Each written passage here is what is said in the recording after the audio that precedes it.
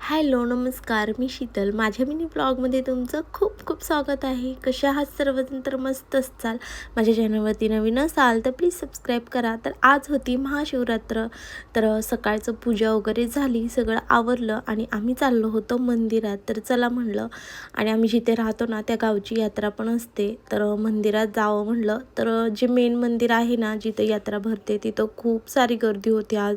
खूप म्हणजे खूपच होती, त्याच्यामुळे तिथे काही दर्शन होणार नव्हतं, म्हणून दुसऱ्या मंदिरात गेलो. हे पण त्याच गावातलं मंदिर आहे आणि रस्त्याच्या कडेला छोटंसं मंदिर आहे, तिथे पण थोडीशी गर्दी होती. आम्ही थोडंसं लाईनला उभं राहिलो आणि तुम्ही बघू शकता खूप सारेजण महाशिवरात्र असल्यामुळे महादेवाच्या मंदिरात येत होते. नंतर मी पण लाईनमध्ये उभा राहून दर्शन वगैरे घेतलं, पूजा वगैरे केली. तर खूप छान वाटत होतं, कारण की असं छान वाटतं जेव्हा आपला उपवास वगैरे असतो ना, आपल्याला छान अशी पूजा करायला भेटते तेव्हा. तर ह्यांनी पहिलं देवाच्या पाया वगैरे पडून घेतलं. नंतर मी जे काही नेलं होतं, फुलं, हळदी कुंकू वगैरे, आणि मी 5 वाती नेल्या होत्या, ते पण लावून घेणार होते. तर तुम्ही बघू शकता छान वाटत होतं मला. आणि मी एवढं काही पूजेचं एवढं सामान नेलं नव्हतं, काही कळतच नव्हतं काय न्यायचं आणि काय नाही, त्याच्यामुळे. तर हळदी कुंकू लावलं, फूल वगैरे वाहिलं, आणि ज्या 5 वाती आहेत ना, ते एकत्रच मी तुपात भिजवून आणल्या होत्या. त्याच मी अशा हे करून घेतल्या, ओवाळून घेतल्या, आणि पूजा छान अशी माझी झाली.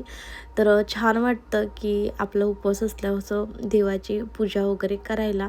नंतर बाहेर पण हे जे आहे ना, बेलाचं झाड होतं, पण ते सगळं कटिंग केलेलं होतं. तिथंच पिंड वगैरे होती, तर तिथेच मी पूजा वगैरे केली. तर तुम्ही बघू शकता खूप छान.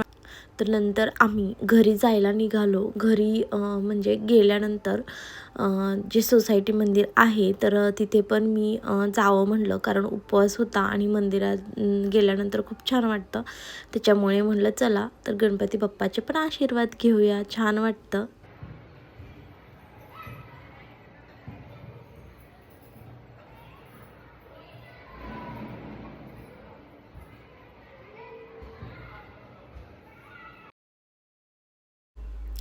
तर नंतर मी घरी निघाले, तर तुम्हाला त्याच्या मंदिराच्या पुढचा थोडासा परिसर दाखवते. खूप छान वाटतं आणि प्रसन्न पण वाटतं, तुम्ही बघू शकता.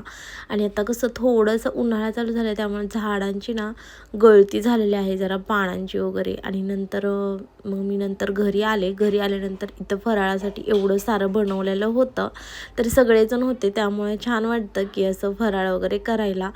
तर नंतर फराळासाठी आम्ही खिचडी वगैरे केली होती, आणि रताळी वगैरे ना ती वाफवूनच घेतलेली होती. तर माझे सासू सासरे पण आलेले होते, तर आम्ही मस्त असा फराळ केला. तर भेटूया नवीन